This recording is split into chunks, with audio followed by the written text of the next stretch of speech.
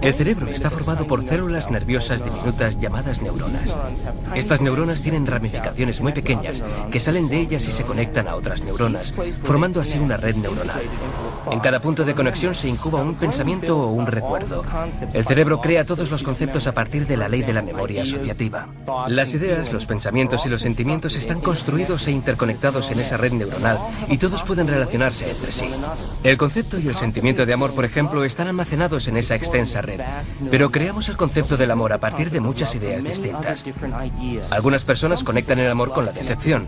Cuando piensan en el amor, experimentan el recuerdo del dolor, el pesar, el enfado e incluso la cólera. La cólera puede estar relacionada con la pena, que puede estar relacionada con una persona concreta que vuelve a estar conectada con el amor. Construimos modelos de cómo vemos el mundo exterior. Y a medida que acumulamos información, vamos puliendo el modelo de una forma u otra. En última instancia, lo que hacemos es contarnos a nosotros mismos una historia sobre qué es el mundo exterior. Cualquier información que procesamos, cualquier información que tomamos del entorno, está siempre empañada por las experiencias que hemos vivido y por la reacción emocional que tenemos ante lo que estamos introduciendo. ¿Quién está en el asiento del copiloto cuando controlamos nuestras emociones o cuando reaccionamos ante ellas? La fisiología nos dice que las células nerviosas que se activan simultáneamente están conectadas. Si haces algo una y otra vez, esas células tienen una relación prolongada. Si todos los días te enfadas, si todos los días te frustras, si todos los días sufres, si en tu vida das motivos para ser una víctima, todos los días estás reconectando y reintegrando la red neuronal. Y esa red neuronal tiene ya una relación duradera con esas otras células nerviosas, llamadas identidad. También sabemos que las células nerviosas que no se activan simultáneamente, no se conectan, dejan de tener una relación duradera, porque cada vez que interrumpimos el proceso de pensamiento, eso provoca una reacción química en el cuerpo. Cada vez que lo interrumpimos, esas células nerviosas que están conectadas empiezan a romper esa larga relación. Cuando empezamos a interrumpir y observamos, no mediante estímulos y reacciones y esa reacción automática, sino mediante la observación de los efectos que conlleva, ya no somos la persona emocional consciente con cuerpo y mente que reacciona a su entorno como si fuera algo automático. Hay una parte en el cerebro llamada hipotálamo. El hipotálamo es como una mini fábrica. Es un lugar en el que se reúnen determinadas sustancias químicas que se corresponden con determinadas emociones que experimentamos. Esas sustancias químicas se llaman péptidos. Son pequeñas cadenas de aminoácidos. En esencia, el cuerpo es una unidad de carbono que fabrica en total unos 20 aminoácidos distintos para tener la fórmula de su estructura física. El cuerpo es una máquina que produce proteínas. En el hipotálamo, cogemos una pequeña cadena de proteínas llamadas péptidos y las ensamblamos en determinados neuropéptidos o neurohormonas que se corresponden con los estados emocionales que experimentamos diariamente. Así pues, hay sustancias químicas para el enfado y hay sustancias químicas para la tristeza. Y también hay sustancias químicas para sentirse víctima y para la lujuria. Hay una sustancia química para cada estado emocional que experimentamos. En el momento en el que experimentamos un estado emocional en el cuerpo o en el cerebro, el hipotálamo ensambla de inmediato el péptido y luego lo suelta por la glándula pituitaria en el flujo sanguíneo. Cuando llega a la sangre, sigue su camino hasta distintos centros o distintas partes del cuerpo. Cada célula del cuerpo tiene receptores en el exterior. Una célula puede tener miles de receptores estudiando su superficie, abriéndose al mundo exterior de alguna forma. Cuando un péptido atraca en una célula, literalmente, como si fuera una llave que se mete en una cerradura, se coloca en la superficie del receptor. Se pega a él, lo mueve y, como si llamara al timbre de una puerta, manda una señal a la célula. ¡A divertirse! Las experiencias influyen en lo que sabemos. No hay un análisis completamente objetivo de nada, porque el análisis que hacemos de todas las cosas está relacionado con nuestras experiencias o emociones previas. Todo tiene un peso emocional. Hemos pasado de que las emociones fuesen cosas espirituales, inmateriales, a que fueran cosas, ni siquiera cosas. a que fueran moléculas de verdad con pesos moleculares y péptidos con secuencias y estructuras. En la actualidad la ciencia sabe que el hipotálamo fabrica neuropéptidos y que esos neuropéptidos son potentes sustancias químicas. Les voy a contar la historia del péptido y la célula. El péptido encuentra los receptores, se pega a ellos y ahí se queda. También puede soltarse, volver a pegarse. Mientras está ahí, transforma la célula.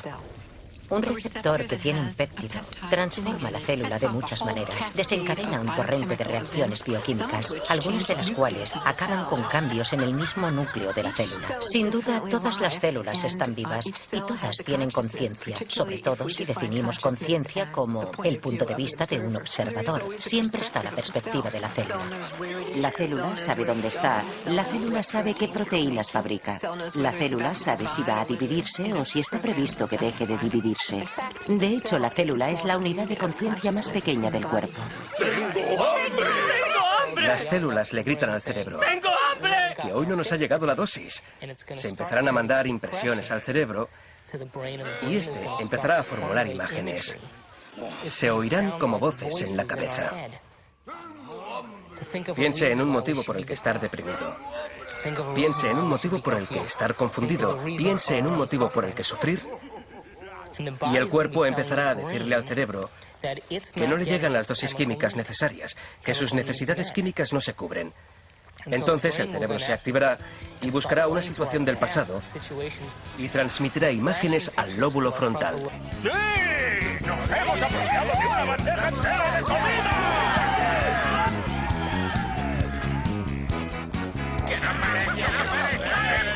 ¡Fantástico! Así. Mi definición de adicción es muy sencilla. Es algo que no puedes parar. Nosotros nos provocamos situaciones que cumplen los antojos bioquímicos de las células de nuestro cuerpo y que satisfacen nuestras necesidades bioquímicas. ¡Siempre me pasa a mí! ¡Siempre! ¿Por qué? Mi definición en realidad viene a decir que si no puedes controlar tu estado emocional, es que eres adicto a él. La gente a la que queremos de verdad es gente que desea compartir nuestras necesidades emocionales, nuestros sentimientos, sean los que sean. Da igual que sean sexuales, que sean deseos de sentirse víctima. Pobre de mí, pobre de ti, de tener poder, de necesitar que nos controlen, de sentir que lo controlamos todo. Señora, no vuelva a untar la gamba mordida en la salsa. Dios den a ti y a tus normas higiénicas. Soy la hermana de la novia y si me apetece, meto el culo en la salsa de cóctel. ¿Qué hace ahí quieto? ¡Venga! ¡Vaya, ¡Vamos! En el plato lleno. ¡Alegría, alegría! Si tú no piensas hacer nada, ya me encargo. ¡Ahora vas a ver! ¿Qué es la realidad? ¿Qué es la realidad? ¿Es lo que vemos con el cerebro? ¿Cómo podemos saber qué es?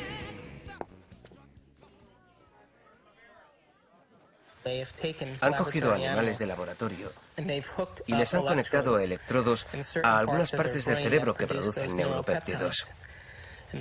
Los neuropéptidos son sustancias químicas tan potentes que al enseñar al animal de laboratorio a que apriete una tecla para conseguir esa liberación química, esa liberación de neuropéptidos, el animal escoge esa liberación de neuropéptidos por delante del hambre, del sexo, de la sed, del sueño. Y de hecho, el animal sufre agotamiento físico y colapso antes de ocuparse físicamente de él mismo. Eso es lo que el estrés provoca en el cuerpo. Nos hacemos tan adictos al estrés en nuestra vida que no podemos dejar el trabajo, a pesar de que no lo necesitemos. No podemos abandonar una relación porque no la necesitamos. No podemos escoger porque los estímulos y reacciones producen una química que nubla nuestro poder de decisión. Y nos volvemos como el perro, que no puede decidir porque tiene el lóbulo frontal La más mente pequeño. crea nuestro cuerpo, literalmente. Pero todo empieza en la célula. ¿Y quién da la orden a las células? Las órdenes provienen de la red neuronal del cerebro, que se basa en las experiencias y la información que hemos registrado. Para la vida usamos una determinada caja de soluciones que provoca que la química entre en acción. En consecuencia, para que podamos cambiar la química, tenemos que transformar la red neuronal. Eso significa que tenemos que cambiar nuestra identidad, que tenemos que cambiar de actitud o cambiar la manera como interactuamos con el entorno. Y si seguimos siendo la misma persona y seguimos experimentando las mismas actitudes, no hacemos más que reforzarnos a nosotros mismos como identidad. Una vez di unos cursos en una cárcel de mujeres. Todas eran heroinómanas y les expliqué que tienen receptores para la heroína y que cuanta más heroína toman, más empeora su capacidad para fabricar endorfinas internas, heroína interna. Además, los receptores empiezan a perder sensibilidad o incluso empiezan a desaparecer. Se producen cambios reales. Tenemos información nueva sobre la menor fabricación de células en el cerebro. En toda clase de adicciones, la gente se queda atascada en viejos patrones. La vida mental de una persona pasa a ser dominada por el dolor y este impregna todo lo que percibe. A veces, la forma como reacciona, todo lo que hace, está completamente relacionado con el dolor que siente. Una de las características de los receptores es que cambian de sensibilidad. Si los receptores de una droga o de un fluido interno determinado reciben durante un largo periodo un bombardeo intenso, se retraerán literalmente. Habrá menos o estarán conectados de una forma que los insensibilizará o los reducirá en número. De modo que la misma cantidad de droga o de fluido interno provocará una reacción mucho menor.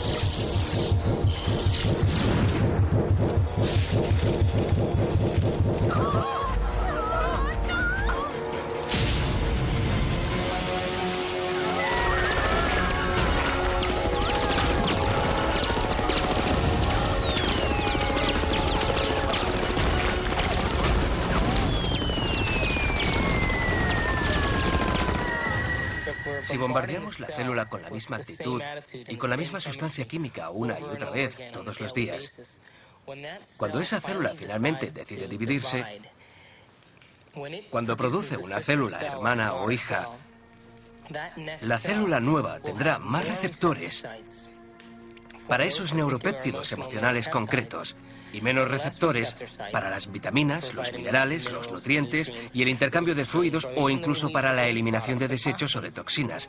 El envejecimiento es el resultado de una producción de proteínas incorrecta. ¿Qué nos ocurre cuando envejecemos? La piel pierde elasticidad. Pues bien, la elastina es una proteína. ¿Qué les pasa a las enzimas? No digerimos tan bien. ¿Qué le pasa a la sinovia? Son proteínas que se vuelven frágiles y rígidas. ¿Qué les pasa a los huesos? Que se debilitan. Así, todo envejecimiento es el resultado de una producción de proteínas incorrecta. La pregunta que surge es, ¿de verdad importa lo que comamos? ¿Tiene en realidad la nutrición algún efecto si la célula ni siquiera tiene los receptores, tras 20 años de abusos emocionales, que reciben o dejan pasar los nutrientes que necesita para estar sana?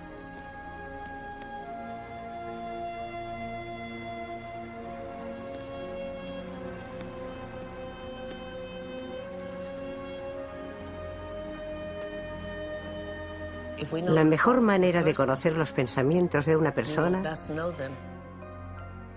es a través de sus adicciones. Las adicciones continuas de sus pensamientos, las 24 horas del día, en un continuo de las emociones que se manifiestan en el cuerpo. Así conocemos sus pensamientos. ¿Cómo puede decir alguien que está enamorado de una persona concreta? Por ejemplo, están solo enamorados de la expectativa de las emociones a las que son adictos. Porque esa persona podría no ser bien vista a la semana siguiente por no haber cumplido. Válgame Dios, ¿no transforma eso el paisaje de nuestra perspectiva emocional sobre las necesidades personales y las identidades? ¿Qué afecta a su propia adicción emocional? Las películas, las series, las noticias, los medios de comunicación. Hoy en día son tan maravillosos que proporcionan a la gente experiencias sin tener que vivirlas en su piel. Y con todo, eso no es lo que distingue a la grandeza humana. Están muy hipnotizados por el entorno, a través de los medios de comunicación, a través de la televisión, a través de la gente que vive y crea ideales que todos intentan cumplir y que no pueden hacerse realidad en lo referente al aspecto físico y a los patrones de belleza y de valor, porque son meras ilusiones. Y al final casi todo el mundo se rinde y vive la vida en la mediocridad. Y quizá vivan esa vida, pero su alma, en cambio, no. Su deseo quizá nunca llegue a salir a la superficie para que puedan ser otra cosa. Pero si el deseo sale a la superficie y ellos se preguntan a sí mismos si hay algo más, o por qué estoy aquí, cuál es el objetivo de la vida, a dónde voy, qué pasa cuando muero, empiezan a plantearse esas preguntas y empiezan a flirtear y a interactuar con la idea de que quizás sufren una crisis nerviosa. Pero en realidad, lo que pasa es que empiezan a desmoronarse los conceptos antiguos de la forma de ver la vida en el mundo.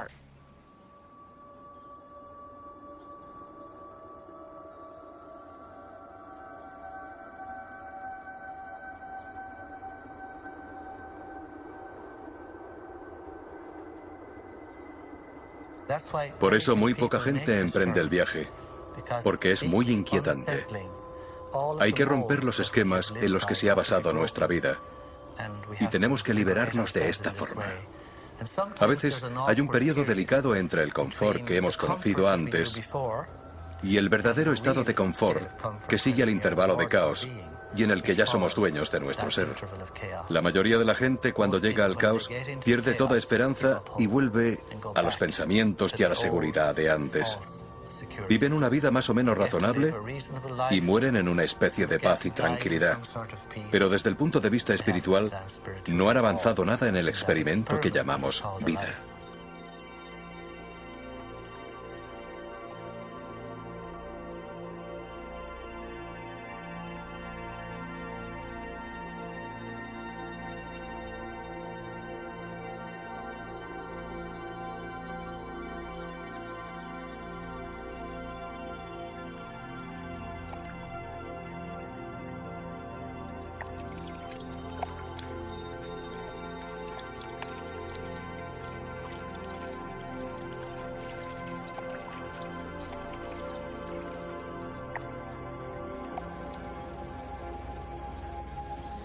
En la cuestión del cerebro estamos en un terreno totalmente nuevo y por eso estamos creando nuevas conexiones, conectando el cerebro, de forma literal, a un concepto nuevo.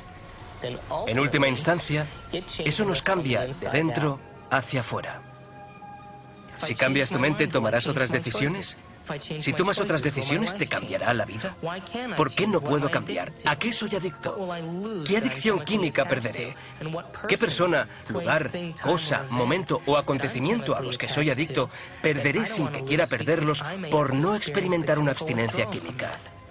De ahí deriva el drama humano.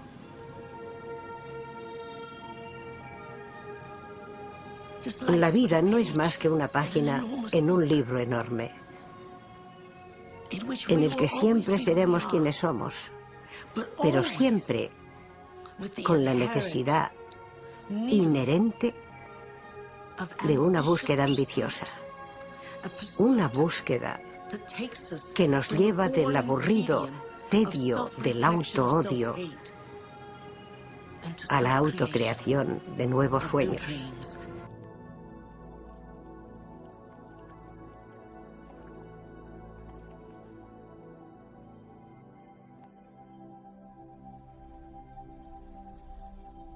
En la cuestión del cerebro estamos en un terreno totalmente nuevo y por eso estamos creando nuevas conexiones, conectando el cerebro, de forma literal, a un concepto nuevo.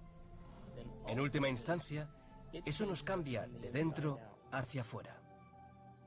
Si cambias tu mente, ¿tomarás otras decisiones? Si tomas otras decisiones, ¿te cambiará la vida? ¿Por qué no puedo cambiar? ¿A qué soy adicto? ¿Qué adicción química perderé? ¿Qué persona, lugar, cosa, momento o acontecimiento a los que soy adicto perderé sin que quiera perderlos por no experimentar una abstinencia química? De ahí deriva el drama humano.